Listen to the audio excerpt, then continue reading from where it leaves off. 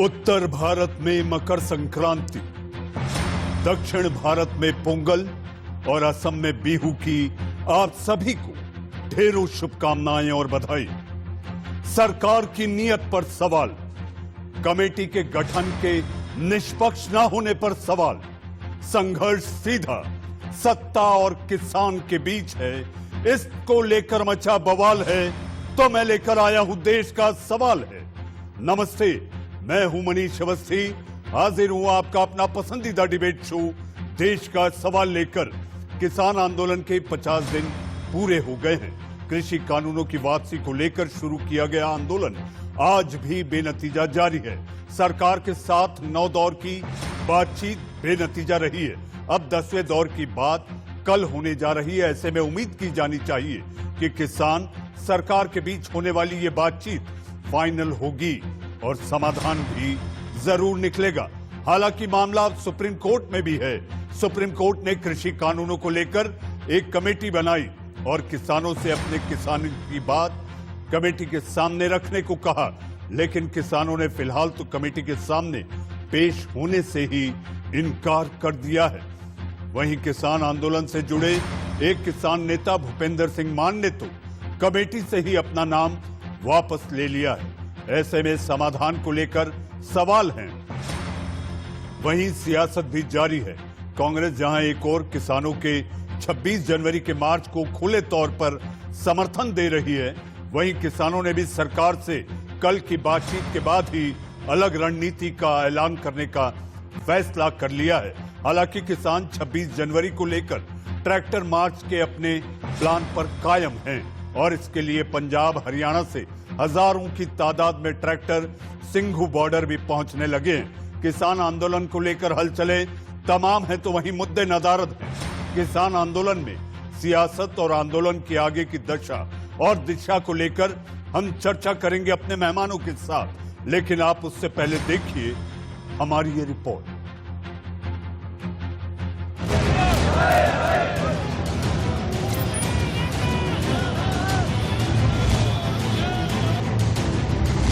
Border पर डटे किसान, कब फाइनल समाधान?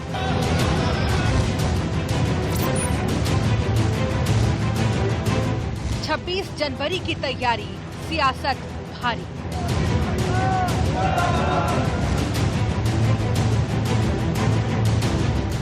सरकार किसान वार्ता, कल निकलेगा रास्ता।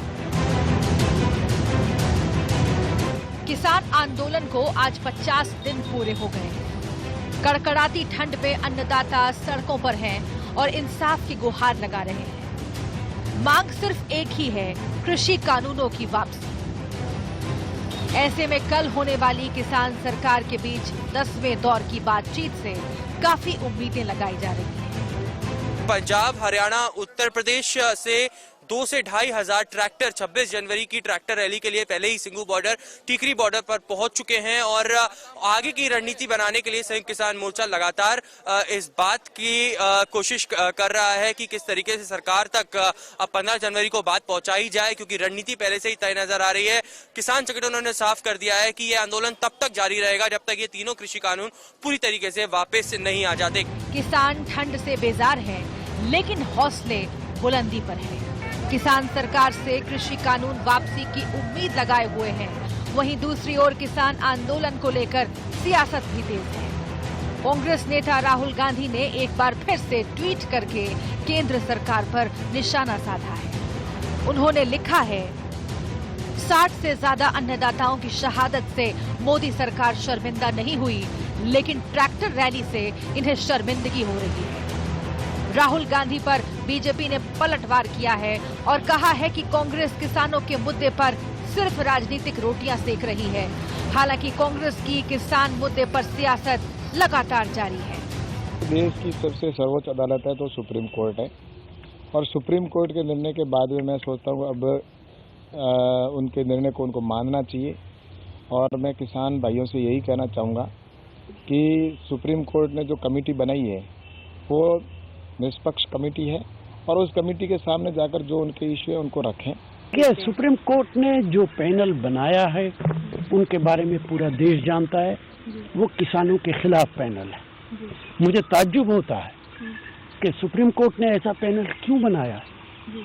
सुप्रीम कोर्ट की क्रेडिबिलिटी पे सवाल खड़ा हो जाता है। अभी तक इस देश के अंदर अगर किसी एक सिस्टम की इज्जत की जाती रही है तो वो जुडिशल सिस्टम है। सुप्रीम कोर्ट के इस कदम से सुप्रीम कोर्ट पे भी सवालिया निशान लग गया है। राजनीतिक रस्साकशी के बीच किसान आंदोलन में एक और नया मोड़ आज तब आया जब कृषि कानूनों को लेकर सुप्रीम कोर्ट द्वारा गठित कमेटी के एक सदस्य भूपिंदर सिंह मान ने कमेटी से अपना नाम वापस ले लिया। हालांकि किसान नेता कल की सरकार के साथ होने वाली बैठक को लेकर उम्मीदें लगाए हुए हैं। वही वे उस विचारधारा के लोग थे जो बिलों का समर्थन जो कर रहे थे, वे वही तो थे। उनको लगा कि मुझे कमेटी में नहीं रहना चाहिए तो इस्तीफा दे दिया उन्होंने। ठीक करा। सर आगे क्या रणनीति रहेगी? हम तो अपना आंदोलन चला रहे। सरकार से हमारी डिमांड है कि बिलों को वापसी लो, उन्हीं से ही हमारी डिमांड रहेगी। मैं आप लोगों को क्लियर कर देना चाहता हूं कि जो कमेटी बनाई गई है वो सरकार की तरफ से बनाई गई है, ना कि किसानों से किसी तरह का पूछताछ करके। जो हमारी 40 जत्थेबंदियां वहां जाती है कमेटी में, हमारी तरफ से जो कमेटी बनाई गई है उनमें से कोई भी एक सिंगल व्यक्ति भी सरकार ने उस कमेटी में कोर्ट ने नहीं रखा है। हम किसी कमेटी के चक्कर में नहीं पड़ना चाहते। हम सीधी सी बात करना चाहते हैं कि 3 काले कानून को, जो हमारा किसानों का संगठन है सभी, वो 3 काले कानून वापस करवाने के लिए है, कोर्ट में केस करवाने के लिए नहीं आया। एक और किसान सरकार से बात से पहले ट्रैक्टर रैली की तैयारी कर रहे हैं, तो वहीं दूसरी ओर विपक्ष किसान आंदोलन को लेकर अपनी राजनीतिक रोटियां सेकने से बाज नहीं आ रहा है। सुप्रीम कोर्ट की कमेटी को लेकर सवाल खड़े किए जा रहे हैं, तो वहीं कमेटी के सामने पेश होने से भी इनकार किया जा रहा है।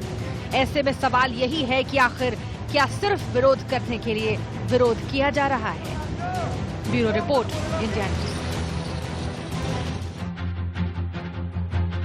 जी हाँ, ये लड़ाई नाक की लड़ाई है, मूंछ का सवाल है या विरोध करने के लिए विरोध किया जा रहा है। आपने हमारी रिपोर्ट में देखा, ऐसे में कई सवाल उठते हैं। सवाल, कल किसान सरकार के बीच वार्ता से क्या नतीजा निकलने की उम्मीद है? सुप्रीम कोर्ट की कमेटी को लेकर सियासत क्यों की जा रही है? क्या विपक्ष किसान मुद्दे पर सिर्फ राजनीतिक रोटियां सेक रहा है? कल की बात अगर बेनतीजा रहती है तो आगे का आखिर विकल्प क्या है? इन्हीं सारे सवालों को लेकर हम इस पर चर्चा और बहस करेंगे। बहस में हमारे साथ सियासी नुमाइंदे हैं, कानून के जानकार हैं, हमारे अपने सहयोगी हैं, आपके अपने टीवी स्क्रीन पर। जी हां, बीजेपी का पक्ष रखने के लिए बीजेपी के प्रवक्ता बड़े शालीन अंदाज में और बड़े सटीक तरीके से अपना जवाब और पक्ष रखते हैं, ऐसे सुदेश वर्मा हमारे साथ हैं। हमारे साथ साधना भारती, बड़े दिनों बाद आई है साधना जी आप। जी हां, किसान आंदोलन को लेकर, किसान को प्रति जो आपकी साधना है, यानी आपकी पार्टी की जो साधना है, मुझे ऐसा लगता है कि ये सियासी रोटियां सेकने के लिए ना हो, बल्कि किसानों के हित के लिए हो। आप आई हैं, आपका बहुत बहुत स्वागत है। हमारे साथ कानून की जानकार, जो लगातार हमें कानून के बारे में कि आखिर इस कमेटी के क्या मायने हैं, जब आज कमेटी में एक इतना बड़ा घटनाक्रम हुआ है, ऐसे में अब आगे क्या होगा, इन सारी बातों को बारीकी से समझाने के लिए हमारे साथ एडवोकेट निशा बंत मौजूद हैं। और सिंघू बॉर्डर से इस समय वहां बैठे किसान क्या सोच रहे हैं, 10वें दौर की बातचीत है, इसको लेकर वहां पर किस तरह की हलचल है, ये बताएंगे हमारे सहयोगी अरुण ढांटा। अरुण, सिंघू बॉर्डर पर इस समय क्या चर्चा है?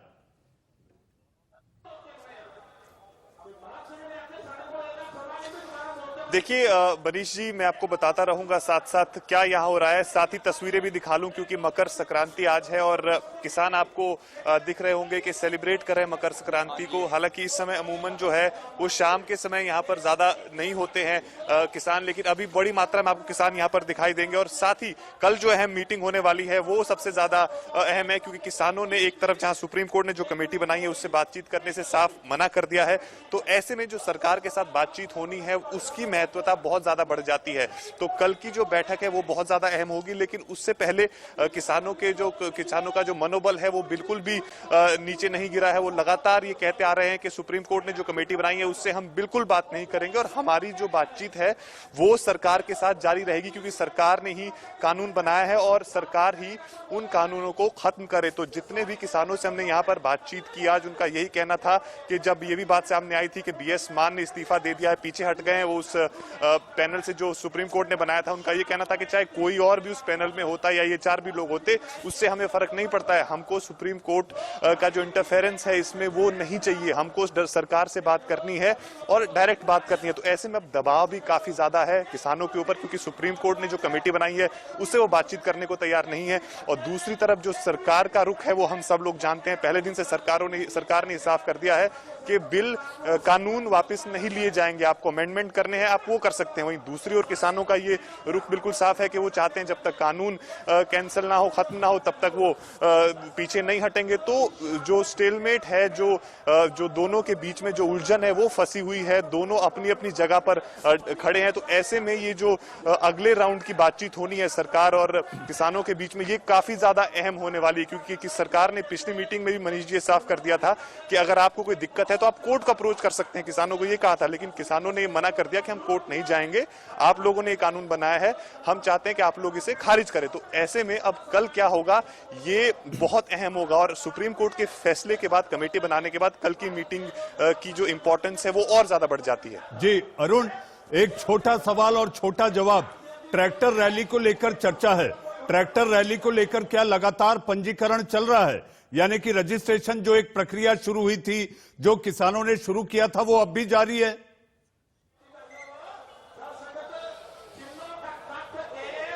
बिल्कुल जारी है, वो चल रहा है। सिर्फ अब किसानों को ये तय करना है कि आखिर किस तरह से वो उस दिन उस चीजों को प्लान करेंगे। लेकिन ये जरूर है कि उन्होंने अपने तरीके से ये लोगों में ये बोलना शुरू कर दिया है कि जो लोग बाहर से यहाँ आना चाहते हैं वो लोग यहाँ पहुंच जाए ट्रैक्टर ट्रॉली के साथ, क्योंकि 26 जनवरी को हम एक बड़ा मार्च करने वाले हैं। और साथ ही साथ जो लोग यहाँ नहीं आ सकते हैं वो जहां भी रहते हैं वहां पर वहां से ही विरोध करें और हमारे इस प्रदर्शन का समर्थन करें। तो लगातार जो तैयारियां हैं, पूरा फोकस जो है किसानों का वो 26 जनवरी को लेकर है। 26 जनवरी को किस तरह से इस पूरे मार्च को एक सक्सेसफुल बनाना है वो बहुत ज्यादा जरूरी है, उसमें लगे हुए। और साथ ही साथ किसानों ने ये चीज भी साफ कर दी कि काफी दिनों से सोशल मीडिया पर भी एक उनके हिसाब से प्रोपेगेंडा चलाया जा रहा है कि 26 तारीख को किसान दिल्ली में झंडा फहराएंगे, लाल किले और पार्लियामेंट पर कब्जा करेंगे। तो उसको लेकर भी किसानों ने अपना रुख साफ कर दिया है कि ऐसा कुछ नहीं है, हमारा जो प्रोटेस्ट है बहुत शांतिपूर्ण होगा, बहुत पीसफुल तरीके से होगा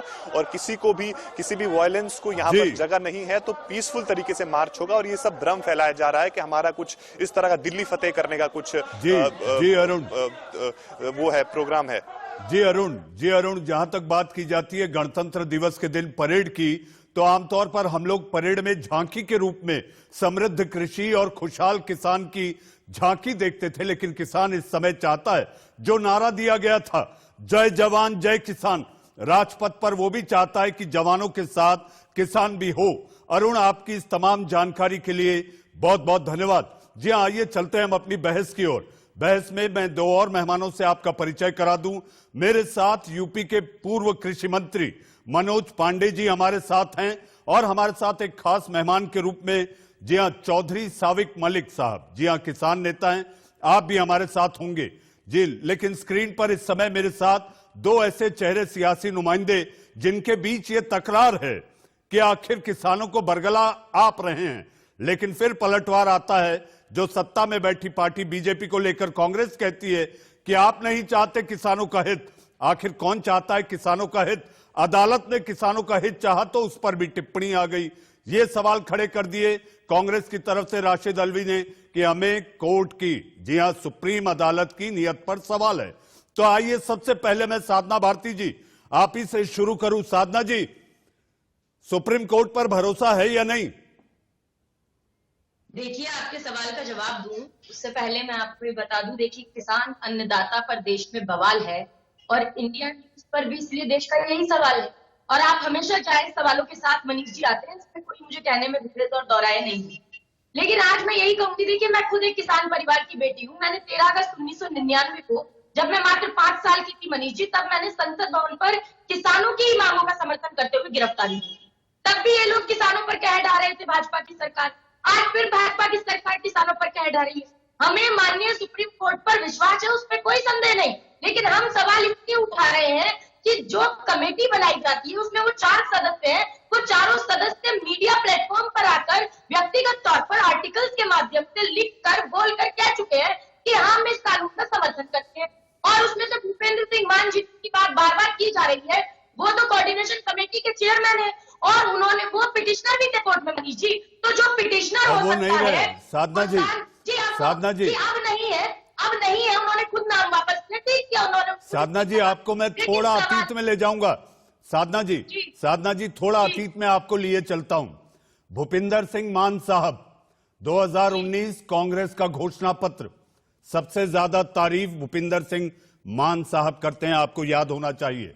अशोक गुलाटी, डॉक्टर मनमोहन सिंह जब देश के प्रधानमंत्री थे, सबसे ताकतवर पद पर अशोक गुलाटी साहब थे। आप कैसे कह सकते हैं कि ये कमेटी एक तरफा है या ये कमेटी सरकार की बात रखेगी? इस कमेटी के दिलो दिमाग में वही है जो सरकार चाहती है। साधना जी नहीं, मैं अब जवाब दे देती हूँ मनीष। देखिए, हम ये कह रहे हैं किसी की भी सरकार में किसी की भी तारीफ क्यों। अब अगर 2011 की बात करें तो आदरणीय नरेंद्र मोदी जी जब कंज्यूमर अफेयर्स के जब अध्यक्ष रहे तो उस समय पर उन्होंने तत्कालीन प्रधानमंत्री मनमोहन सिंह जी को रिपोर्ट सौंपते हुए खुद एमएसपी की गारंटी के कानून की मांग की थी। दूसरी बात, अरुण जेटली जी ने क्या कहा था संसद में, सुषमा स्वराज जी क्या कहती थी। और मैं एक महत्वपूर्ण बात बताऊं कि फरवरी 2015 में मोदी सरकार एक हलफनामा देती है सुप्रीम कोर्ट में, ये कहती है कि हम किसानों की लागत का 1.5 गुना नहीं दे सकते क्योंकि बाजार का संतुलन बिगड़ जाएगा। अब मोदी जी चिल्ला कर झांसाराम बाबा बनकर झूठा चूर्ण बांटते फिर रहे हैं कि अरे नहीं हम तो दे रहे हैं। तो ये बताइए, हलफनामे में झूठ लिखकर भेज दिया था क्या? और 2011 में जो रिपोर्ट सौंपी थी उस पर क्या कहेंगे? मैं पूछती हूँ कि रामदेव बाबा आज कहाँ गए जो काले धन पर सपोर्ट करते थे? ऐसा लगता है साधना जी आज का देश का सवाल किसानों पे है, रामदेव बाबा पर नहीं या कोरोनिल पर नहीं है। जी हाँ, क्यों नहीं ये लोग आ रहे हैं आगे? आप रुकिए, सुदेश वर्मा जी को लाते हैं। साधना जी सुदेश, एक सवाल मनीष जी भाजपा के प्रवक्ता से पूछना चाहूंगी कि मॉडर्न मंडी एक्ट लागू हो गई मध्य प्रदेश के देवास में, हरदा में, बालाघाट में, चौहान में कृषि मंत्री के गृह जिले से खबरें आई है कि कई किसानों के साथ लाखों करोड़ों की चपत करके और व्यापारी भाग गए और कुछ नहीं हो पाया। मैं पूछना चाहती हूँ, यही चाहते हैं क्या? आज तक लगभग किसानों ने शहादत दे दी, ये क्यों एक बार भी इनके चेहरे पर शिकन नहीं आती और क्यों संवेदनाएं नहीं व्यक्त करते? ये संवेदनहीन सरकार है। और मैं फिर मांग करती हूँ साधना जी बंगाल चुनाव में अभी वक्त है, बंगाल चुनाव में अभी वक्त है, देश का सवाल किसानों का है। मुझे इस बात की भी जानकारी है साधना जी, मुझे इस बात की भी जानकारी है कि आप काफी छोटी उम्र से आप प्रवचन भी देती हैं, मुझे इस बात की भी जानकारी है। तो आपको इस बात का भी ज्ञान और भान है कि आखिर अपनी बात कैसे रखी जाए। जी हाँ, आप ओजस्वी वक्ता हैं, इस बात की भी मुझे जानकारी है। सुदेश वर्मा जी, लबों से ये करारी चाय आप लगा रहे थे, मैं देख रहा था आप चाय की चुस्की ले रहे थे। आप पर आरोप है कि आपने बगैर पूछे कानून बना दिया और समिति का भी जो गठन हुआ वो एक तरफा हो गया। पहले चाय की चुस्की की बात कर लेते हैं। जो लोग एजिटेशन कर रहे हैं वो लोग तो बहुत कुछ ले रहे हैं, आपको पता ही है। पूरे एजिटेशन को, अगर वो किसान का एजिटेशन आप बोलेंगे, आप ये जली भुनी बातें ना कहें सुदेश जी, जली भुनी बातें ना कहें। जली कट्टू के कार्यक्रम में अगर नेता पहुंच जाते हैं। अब आते हैं आपके कोर इश्यू पर। देखिए, मुद्दा ये है कि कोई तो इंस्टीट्यूशन होगा जिसको आप बख्श देंगे। सरकार समझ सकते हैं, चूंकि आप मोदी जी को विरोध करते हैं, आप सारी बातों को कह सकते हैं, आप विपक्ष में हैं, लेकिन कम से कम सुप्रीम कोर्ट को तो बख्श दो। ये मामला इनके और सुप्रीम कोर्ट के बीच में है, हमारा कोई लेना देना नहीं, लेकिन फिर भी हमें अच्छा नहीं लगता जब सुप्रीम कोर्ट जैसे इंस्टीट्यूशन पर आप प्रश्न चिन्ह लगाते हैं। एक सार्थक प्रयास करने का प्रयास किया है सुप्रीम कोर्ट ने, उनका साथ देना चाहिए। आपको कोई ऑब्जेक्शन है तो लीगल प्रोविजन है, वो लीगल प्रोविजन में आप जा सकते हैं। इस तरह से डिबेट करने से कोई फायदा नहीं है। और जहां तक आपने कोट किया कि किसने क्या बोला, मनीष जी वो नहीं डिसाइड करेगा कि देश कहां जाएगा, किसने क्या बोला। देश इस तरह चलेगा कि ये कानून किसानों के पक्ष में है या नहीं। पक्ष विपक्ष दोनों आइए, दोनों डिस्कस करते हैं, बातचीत करिए। हम लोग समझदार लोग हैं, आप लोग भी समझदार लोग हैं। ये जबरदस्ती का राजनीति करने से कोई फायदा नहीं है, क्योंकि आपके बोलने से कानून वापस नहीं होगा। आप कोशिश कर लीजिए, आइए अपनी बातों को रखिए, बताइए कहाँ पर प्रॉब्लम है। जहाँ पर प्रॉब्लम है उसको एक्सप्रेस किया जाएगा। सरकार बहुत फ्लेक्सिबल है।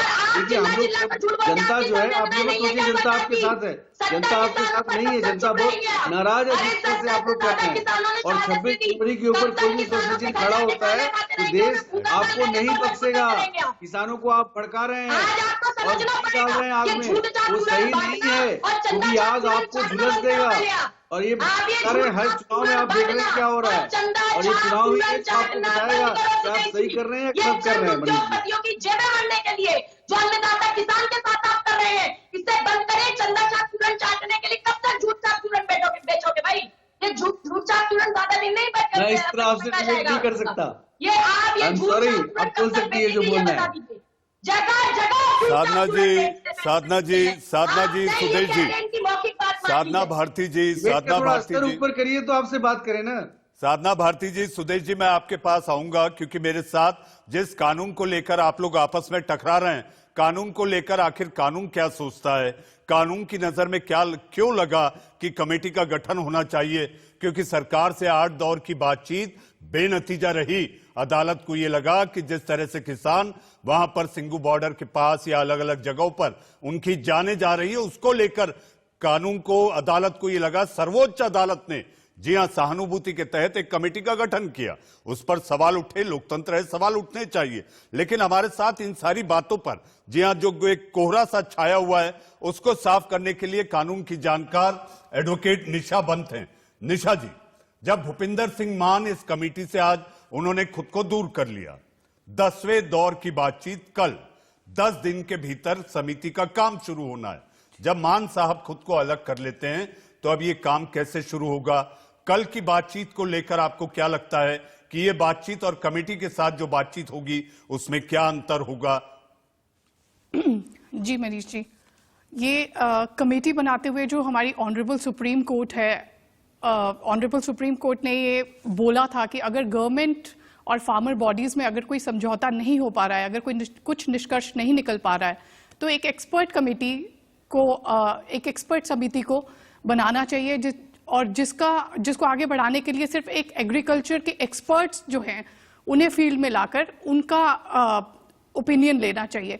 पर अभी जो भूपेंद्र जी ने, अब जैसे साधना जी बोल रही थी, मैं उन्हें एड्रेस करना चाहती हूँ, जैसे साधना जी बोल रही थी कि सुप्रीम कोर्ट पर भरोसा नहीं है, एक कमेटी की रिपोर्ट सबमिट करने का मौका देना चाहिए, क्योंकि जो सुप्रीम कोर्ट जिस निष्कर्ष पे निकलेगी वो रिपोर्ट के सबमिशन के बाद ही निकलेगी, पहले उससे नहीं निकलेगी। एक रिपोर्ट को सबमिट करने का मौका देना चाहिए और अदालत पर भरोसा दिखाना चाहिए। ये हमारी सबसे ऊपर की अदालत है, इस पर भरोसा दिखाना चाहिए। और अगर भूपेंद्र मान सिंह जी ने अब रिजाइन कर दिया है तो कुछ किसानों को आगे आकर अपना पक्ष देना चाहिए, जो भी उनके मुद्दे हैं उन्हें आगे आकर बताना चाहिए। अगर कोई ऐसा एक्सपर्ट है वो भी सजेशन उनको देना चाहिए कि ये एक्सपर्ट हम चाह रहे हैं, क्योंकि अदालत ने ऑलरेडी एक एग्रीकल्चर एक्सपर्ट्स बिठाकर ये कमेटी की घोषणा करी थी।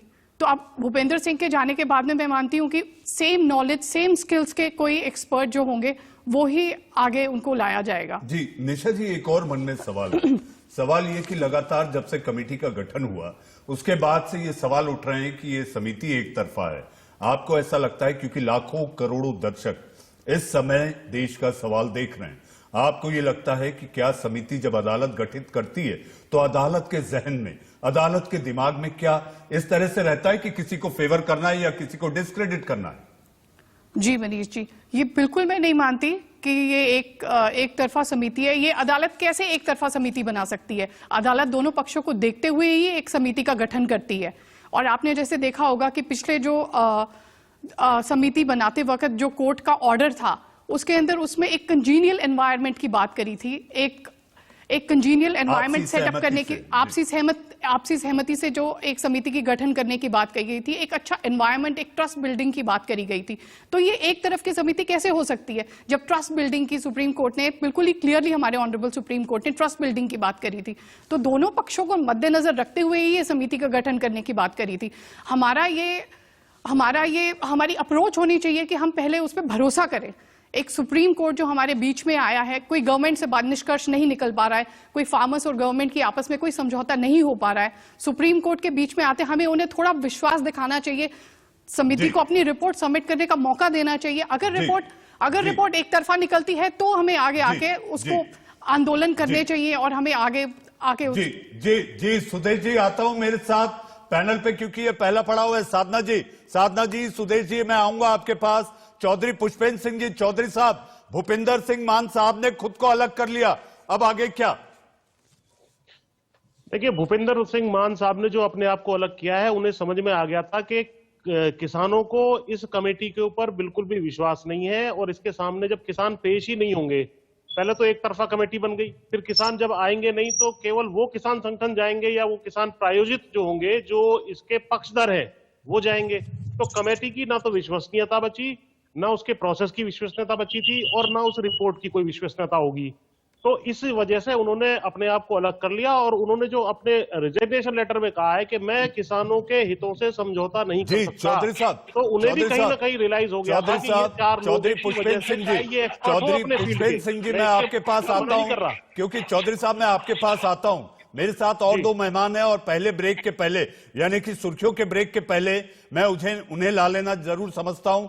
जी साविक मलिक साहब, इस समय जो भूपिंदर सिंह मान साहब ने कहा है, उन्होंने कहा है मुझे पंजाब प्रांत के हित के किसानों के हितों की ज्यादा चिंता है, तो उनको चिंता केवल एक प्रांत के किसानों की है या सारे देश के किसानों की? उनको कहीं ना कहीं पूरे देश की चिंता है, इसलिए उन्होंने ये फैसला लिया है, और ये फैसला जो है किसान हित में है, और वो कहीं ना कहीं पंजाब के जो धरती से आंदोलन उठाए उसका भी दबाव उनके ऊपर है, मुझे जो लगता है। और उनके जमीन ने ये बात बोली है कि हम जो किसान लड़ाई लड़ रहे हैं वो ठीक लड़ाई है, और उसमें वो हमारे साथ अब खड़े होंगे। जी साविक साहब, आपके पास आता हूं। मेरे साथ एक और मेहमान यूपी के पूर्व कृषि मंत्री मनोज पांडे जी हैं। पांडे जी, इस समय जब बातें कही जा रही थी कि ये कमेटी एक तरफा है, बात की जाए भूपिंदर सिंह मान साहब खुद को अलग कर लिए अपने निष्पक्ष दिखाने के लिए, किसानों के हित की बात हो गई। अशोक गुलाटी जी पर भी जो बात है, डॉक्टर मनमोहन सरकार में वो भी सरकार के एक वरिष्ठ पद पर उच्च पदस्थ थे वो, तो ऐसे में ये कैसे कहा गया कि ये सारी सरकार की ही कमेटी है? देखिए, एक तो मैं ये स्पष्ट कर देना चाहता हूं कि भारत में एक संविधान चलता है। माननीय सर्वोच्च न्यायालय ने कोई आदेश किया है तो भारत के लोगों को स्वाभाविक रूप से माननीय सर्वोच्च न्यायालय के आदेश का पालन और उसका सम्मान करना चाहिए, और मैं भी माननीय सर्वोच्च न्यायालय के आदेशों का और उनका उसका अनुसरण करता हूं। लेकिन एक बड़ा सवाल देखिए जो उठ रहा है, नैसर्गिक न्याय की एक परिभाषा है कि न्याय ऐसा हो कि लोग महसूस भी करें कि न्याय हो रहा है। अब कमेटी पर जो सवाल उठ रहे हैं वो स्वाभाविक है। जो लोग अभी तक कानून के पक्ष में खड़े थे और कानून के पक्ष में दलीलें दे रहे थे, तो निश्चित तौर से जो लोग पहले से ये मन बना चुके हैं कि ये कानून ठीक है, उनसे ये कैसे अपेक्षा की जा सकती है कि वो कानून को खत्म करने पर कोई अपनी रिपोर्ट देंगे। और शायद यही कारण है कि देश भर के किसान संगठन उस पर विश्वास नहीं कर पा रहे हैं। मनोज जी, मुझे सुर्खियों के लिए रुकना है। इसका सवाल में फिर एक बार स्वागत है, और मेरे साथ सारे मेहमान बने हुए हैं। मेरे साथ कांग्रेस से साधना भारती, बीजेपी से सुदेश वर्मा, मेरे साथ जी हां किसानों की बात रखने वाले अपने अलग अंदाज में चौधरी पुष्पेंद्र सिंह जी, किसान नेता साविक मलिक साहब, हमारे साथ हैं मनोज पांडे जी और यूपी सरकार के पूर्व कृषि मंत्री और अधिवक्ता निशाबंद। जी हां, मैं फिर से एक बार अपनी बहस की ओर लौटता हूं। हमारे साथ साधना जी, आप कुछ कहना चाह रही थी ब्रेक के पहले, आप अपनी बात पूरी करें तो मेरे साथ एक और मेहमान जुड़े हैं, मैं उनको लेकर आऊंगा। साधना जी। जी, मैं पहले तो ये कहूंगी जो कानूनी अभी आपने जानकारी ली, उन्होंने मेरा नाम लेकर मोहतरमा ने ये कहा कि मैंने ये कहा सुप्रीम कोर्ट पर भरोसा नहीं। देखिए, मैंने ये शब्द नहीं कहा है, आप अपने शब्दों को वापस लें। मैंने कहीं भी नहीं कहा कि सुप्रीम कोर्ट पर भरोसा। उन्होंने कहा था जो राशिद अलवी, साधना जी, राशिद अलवी जी ने जो कहा था उसको लेकर उन्होंने उसके रेफरेंस में बात की। नाम लेकर कह दिया था, इसलिए मैंने कहा चलिए जो भी है। अशोक गुलाटी जी ने लिखा कि ये तीनों कानूनों जो है सही है, ये उन्होंने लिखा जो कमेटी के सदस्य। पीके जोशी जी ने कहा कि न्यूनतम समर्थन मूल्य भी नहीं होना चाहिए। घनवट जी ये कहते हैं, वो तो कुछ मेमोरेंडम देकर आई थी। तो आप ये बता दीजिए कि हम किस आधार पर ये मान ले कि जो लोग पहले से इस कानून का समर्थन कर रहे हैं वो किसानों की बातचीत को रखेंगे। और दूसरी बात मैं रखना चाहती हूँ, सन 1943 और 44 में जब बंगाल में सूखा पड़ा तो उस समय ईस्ट इंडिया कंपनी के अधिक भंडारण के कारण 40 लाख से अधिक लोग भूख से मर गए। आज ये फिर उसी भंडारण के कानून को लेकर आ गए हैं। ये इन्होंने एपीएमसी एक्ट हटाने की बात कर दी। अब आप कह रहे हैं किसानों को न्यूनतम समर्थन मूल्य चाहिए, मैक्सिमम कुछ नहीं मांग रहे। तो अब इनको क्या परेशानी है? इनकी सिट्टी पिट्टी गुम हो जाती है। जी, परेशानी तो आपकी सरकारों में भी नहीं होनी चाहिए थी। नहीं साधना जी, आपकी सरकारें जब थी तब भी इस बात की बात सामने आई थी। मोदी जी झूठा हलफनामा देते हैं मनीष जी, कांग्रेस ने हलफनामे झूठे नहीं दिए। उन्नाव के गुलाब सिंह लोधी हुए थे पहले किसान जिन्होंने लखनऊ के अंदर तिरंगा फहराया, जबकि अंग्रेज तिरंगा नहीं फहराने देते थे, वो भी किसान थे। उन्हीं का जज्बा लेकर ये किसान बैठे हैं। साधना जी मेरे साथ चौधरी पुष्पेंद्र सिंह बहुत थोड़े समय के लिए हैं। चौधरी साहब, मेरा सवाल आपसे, सरकार और किसान अपना अपना मांझा अगर कसने लगेंगे तो बात कैसे आगे बढ़ेगी? चौधरी साहब देखिए, इसमें मैंने जैसा बताया कि इसमें 4 पक्ष थे, चारों पक्षों के यदि 2-2 आदमी ले लिए जाते तो क्रेडिबिलिटी पर फर्क नहीं पड़ता। और जो नेचुरल जस्टिस होता है, नैसर्गिक न्याय है, उसमें 2 बेसिक सिद्धांत है। नंबर 1, कोई भी व्यक्ति खुद अपने मुकदमे में जज नहीं बन सकता। नंबर 2, दूसरे व्यक्ति को सुनवाई जब का मौका दिए बगैर फैसला नहीं हो सकता। अब इसमें ना तो दूसरा पक्ष इस कमेटी के सामने जाएगा और ये कमेटी सारी की सारी सिद्ध हो चुकी है, एक तरफा है। एक व्यक्ति ने जो मान साहब है, उन्होंने इस्तीफा देकर के ये भी साबित कर दिया है कि अब इसका खोल बचा है, केवल नाम बचा है कमेटी, इसकी क्रेडिबिलिटी शून्य हो चुकी है। अब इसको डिसबैंड करके फ्रेश तरीके से यदि कुछ चीज आती है सामने तो चौधरी साहब एक छोटा सवाल नहीं है। चौधरी साहब एक छोटा सवाल मैं आपसे जानना चाहूंगा। मेरा सवाल आपसे यह है कि समिति की क्रेडिबिलिटी पे सवाल है, कम से कम अदालत, सर्वोच्च अदालत की नीयत पे तो सवाल नहीं है ना? नहीं, सर्वोच्च अदालत का सब लोग सम्मान करते हैं, लेकिन जिस प्रकार से आनन फानन में रातों रात 4 कृषि एक्सपर्ट जजेस ने ढूंढ लिए, क्योंकि जजेस जो है जर्नलिस्ट है लेकिन स्पेशलिस्ट नहीं होते किसी फील्ड के, उन्होंने तत्काल 4 आदमी ढूंढ लिए। इससे पता लगता है कि चारों पहले ही उनके पास सामने थे। वे 40 में से 4 चुने गए, 20 में से 4 चुने गए। वो 20 या 40 नाम किसने दिए, कब उन्होंने उनसे अप्रूवल मांगी? ऐसा तो है नहीं मेरा नाम लिख दिया, मेरे से पूछा तो जाएगा कि आप शामिल होना चाहते हैं या नहीं चाहते। इस प्रक्रिया में ही कम से कम 7-8 दिन लग सकते थे। आनन फानन में 10-12 घंटे में बीच में रात ही रात गुजरी है और 4 नाम सामने आ गए जिनको कोई जानता नहीं है, 2-1 लोगों का नाम छोड़ करके, और सारे के सारे पक्षधर निकले जिन्होंने अपने प्रतिवेदन दिए, आलेख लिखे हैं या जो है इंटरव्यू दिए इस फेवर में। तो कहीं ना कहीं इनमें से 2 लोग ऐसे हैं चौधरी साहब, इनमें से 2 लोग ऐसे हैं जो कि कांग्रेस सरकार में भी कांग्रेस की तारीफ की थी, कांग्रेस की नीतियों की तारीफ की थी, कांग्रेस के कृषि नीति की तारीफ की थी। आपको याद होगा चौधरी साहब, आप पढ़ते लिखते रहते हैं, जहां तक भूपिंदर सिंह मान साहब की बात है, कांग्रेस के घोषणा पत्र की तारीफ की। अशोक गुलाटी साहब वैसे ही कांग्रेस सरकार में एक बड़े पद पर थे। खैर दीगर बात है। चौधरी साहब, आपको कहीं जाना है, इसकी जानकारी मुझे मेरे पीसीआर ने दी है, आप जुड़े, आपका बहुत बहुत धन्यवाद। लेकिन कल शाम फिर मुलाकात होगी आपसे, क्योंकि 12 बजे कल किसान और सरकार के बीच विज्ञान भवन में फिर एक बार बात होने वाली है। हमारे साथ सुदेश वर्मा जी हैं। सुदेश जी, हम टकराव नहीं, टॉक्स चाहते हैं, लेकिन बातचीत हमेशा बेनतीजा हो रही है। तो बातचीत कैसे आगे बढ़ेगी अगर आप अपना मंजा तान के खड़े रहेंगे? देखिए, 2 मुद्दा बहुत इंपॉर्टेंट है मनीष जी, उन मुद्दों पर मैं बोल दूंगा कि आपके दर्शक जरूर इस पर अपना मत रखेंगे। पहला बात तो ये है कि हमें अपने संस्कृति के बारे में पता होना चाहिए। ये संस्कृति पंच परमेश्वर वाली है कि अगर आपका जो भी ओपिनियन हो, जब आप पंच की कुर्सी में बैठते हैं तो आप न्याय करते हैं। और ये जो हमारे कमेटी के मेंबर्स बनाए हैं सुप्रीम कोर्ट ने, ये तो न्याय भी इनको नहीं करना है, इनको इन्फॉर्मेशन लाना है बाकी ग्रुप से बात करके। और बातचीत कौन नहीं करना चाहता? जो लॉजिकल नहीं है, जिसके पास आर्ग्यूमेंट्स नहीं है, जिसके पास बोलने के लिए कुछ नहीं है। बताइए, सरकार तो हमेशा बोली कि हम बातचीत करना चाहते हैं। सरकार अगर लगता कि ये गलत है, हमने बहुत बड़ी गलती कर दी, इतना बड़ा एजिटेशन हो गया, तो सरकार तो दुम दबा के अपना अब तक विड्रॉ कर चुकी होती। सरकार कन्विंस्ड है कि नहीं ये सही है और हम आर्ग्यू करेंगे, कि कोई आर्ग्यू करने के लिए तैयार नहीं है। तो ऐसे में कैसे होगा? दूसरी बात मनीष जी बहुत इंपॉर्टेंट है कि ये कानून किसी से कुछ ले नहीं रहा है, एक पैरेलल सिस्टम दे रहा है। आप पैरेलल सिस्टम को अपोज यही समस्या है सुदेश जी, समस्या यही है, समस्या यही है सुदेश जी। किसान कहते हैं, किसान यूनियन कहते हैं कि हमने तो मांगा ही नहीं, हमने तो मांगा ही नहीं, आप क्यों दे रहे हैं, हमने तो मांगा ही नहीं, आप क्यों दे रहे हैं। यही पेच फंसा है सुदेश जी। आप किसान ये कहता है कि आखिर सरकार सुधर्मा क्यों बन गई, हमने तो मांगा ही नहीं, हम तो चाहते ही नहीं, लेकिन आप लोग दे रहे हैं। जब कानून लाया गया है, पीवी नरसिम्हा राव ने 1991 में इकोनॉमिक लिबरलाइजेशन क्यों किया था, राजीव गांधी जी ने कंप्यूटर क्यों इंट्रोड्यूस हमारे किया, साथ सर्वे किया, हमारे साथ सचिन भल्ला है, हमारे साथ सचिन भल्ला जी है, सुदेश जी सचिन भल्ला भी है जो बैटिंग करने के लिए तैयार हैं।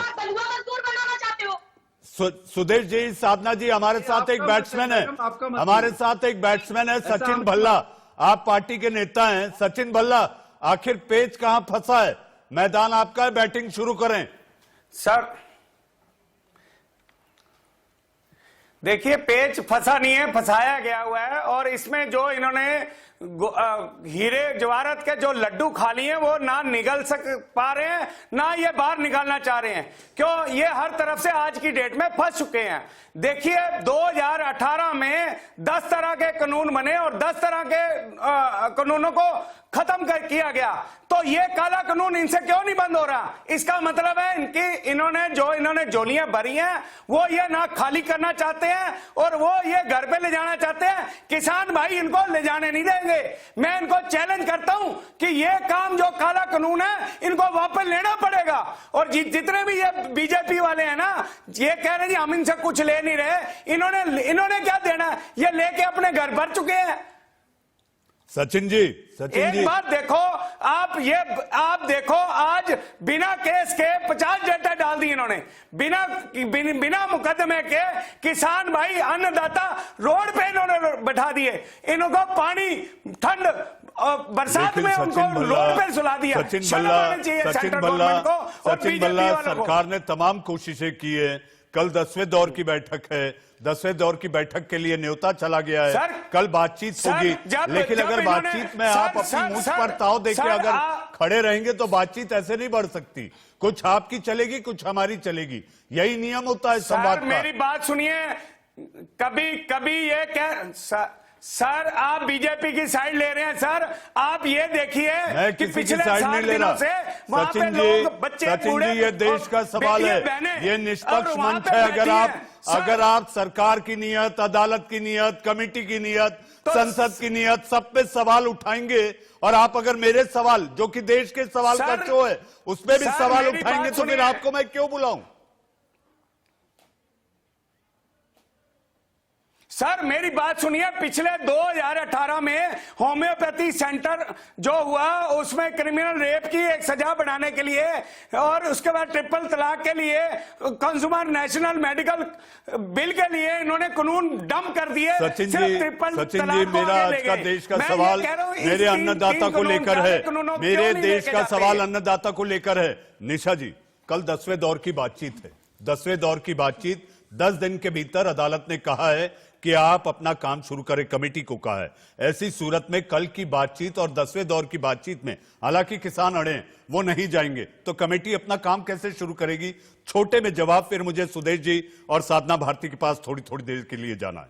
जी, कमेटी अब इस चीज को बिल्कुल नए दौर से शुरू करेगी। मैं एक चीज कहना चाहती हूं यहां पर कि अगर हम जैसे ये बात कर रहे थे कि अभी की कमेटी एक तरफा कमेटी बनाई गई है और भूपेंद्र जी जो हैं जो ऑलरेडी रिजाइन कर चुके हैं, हम उनकी क्रेडिबिलिटी पर भी शक कर रहे हैं कि वो किसानों के पक्ष में नहीं है। उन्होंने जबकि ये रिजाइन कर दिया कहते हुए कि मैं किसानों के हित में ही बात करना चाहता हूं और किसानों के अगेंस्ट बात नहीं करना चाहता हूं।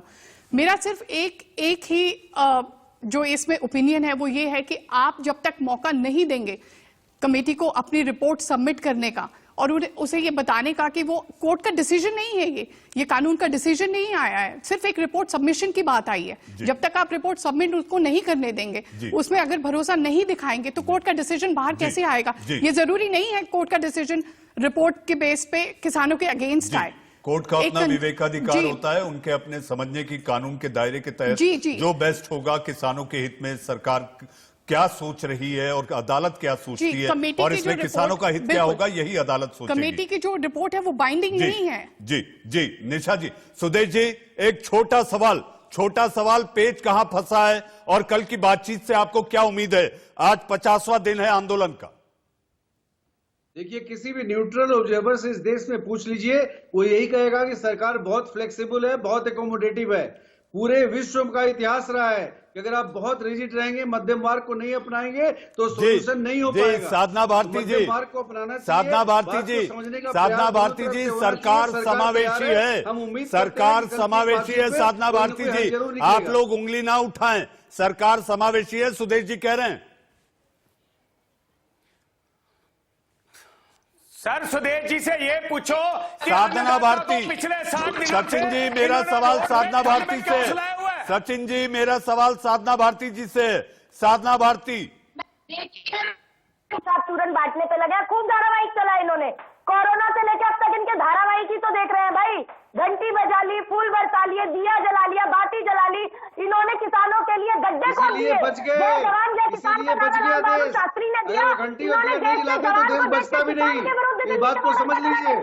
और मैं पूछती हूँ, जैसे दुर्योधन ने सुई पर नोक की जगह देने से मना कर दिया था, ऐसे ये मोदी सरकार। अरे ये प्रवचन नहीं है भैया आपका, कहा दुर्योधन और कहा दुशासन के लिए। जीते थे महाभारत। और देखिए, श्री कृष्ण भगवान रूपी जनता आज है और किसानों। अरे बहुत पुराना तरीका है आर्गुमेंट का भाई, आइए मुद्दे पर आइए। मन की बात करना बंद करो और किसानों की बात सुनो, और ये 3 काले कानून वापस ले लो, नहीं तो ध्यान रखना ये झूठ का चूरन खाते ना आपके पेट का हाजमा बिगड़ जाएगा। साधना भारती जी, साधना भारती जी, देखेंगे आपको।